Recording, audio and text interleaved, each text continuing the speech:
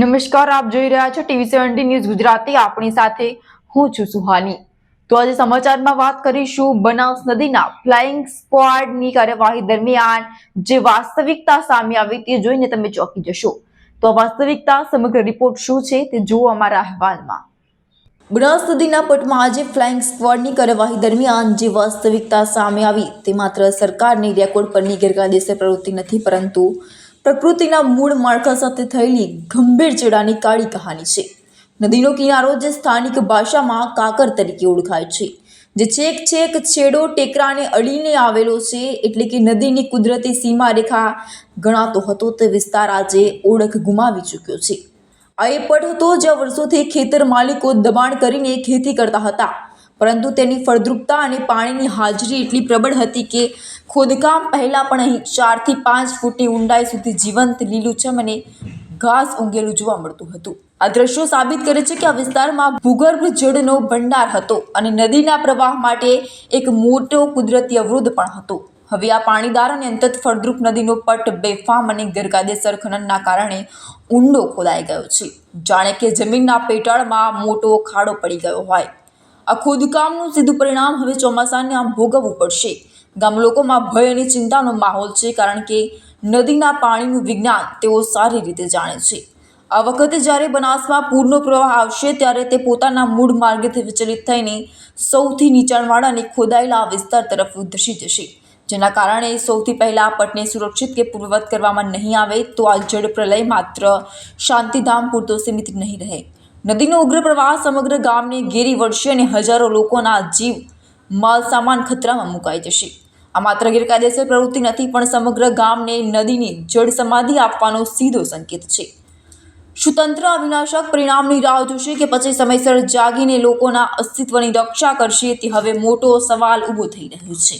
Gandhinagar flying સ્ક્વોડની સૂચના મુજબ આપણે ભૂસ્તર વિજ્ઞાન અને ખનિજ ખાતું પાટણની તપાસ ટીમ દ્વારા અમે અહીંયા જે બિનઅધિકૃત ખોદકામ એમાં જે એક હિટાચી મશીન ખાડામાં છે અને 2 ડમ્પર પકડ્યા છે અને આગળની કાર્યવાહી ચાલુમાં છે.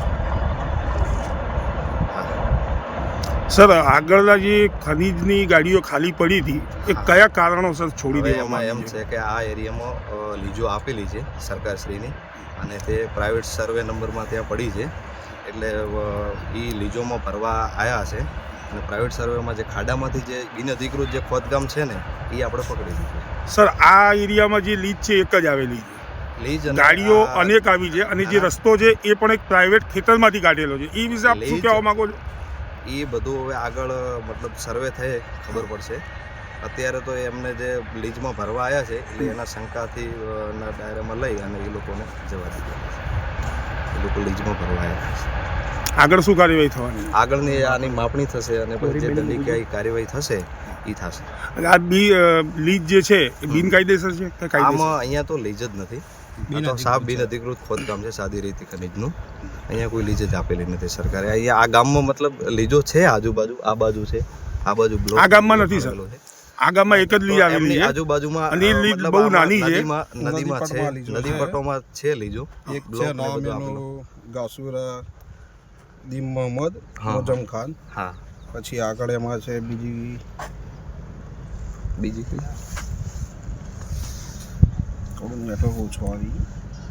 આગળ 2-3 લીજો છે આ બાજુ. સર, આ ગામમાં કોઈ લીજ આવેલી નથી. બીજી વસ્તુ કે જે તમે રોડ ઉપર 20 ગાડીઓ જે પ્રાઇવેટ બ્લોક તમે કહો છો, સર્વે નંબર કહો છો, એ જે એ કઈ રીતે છોડવામાં આવી એ જ કારણે જાણવું છે અમારે. સાંભળો, આજે પ્રાઇવેટ સર્વે નંબરમાં ગાડીઓ પડી છે, એ લોકો કે અમે લીજમાં ભરવા જઈએ છીએ એટલે આપણે એવી રીતે શંકામાં લઈ અને જવા દઈ શકીએ. બાકી જે બિનઅધિકૃત ખોદકામમાં જે અત્યારે જે સાવ નદીમાં છે એ 2 ગાડી અને એક મશીન પકડ્યું છે. સર, આ લીઝ ઉપરથી કોઈ અહીંયા રસ્તો આપેલો છે ખરી આપના રેકર્ડ ઉપર? અમારા રેકર્ડ ઉપર અત્યારે નથી, અમે બીજા જિલ્લામાં જઈએ છીએ, અમને કોઈ રેકર્ડ ચકાસણી કરે ખબર પડે. બાકી અત્યારે અમારા માટે આ બધું એરિયા નવો છે. ઓકે, હા. તો આવી જ અનેક પ્રકારની અપડેટ્સ જોવા માટે અમારી ચેનલને લાઇક, શેર અને સબસ્ક્રાઇબ જરૂરથી કરો.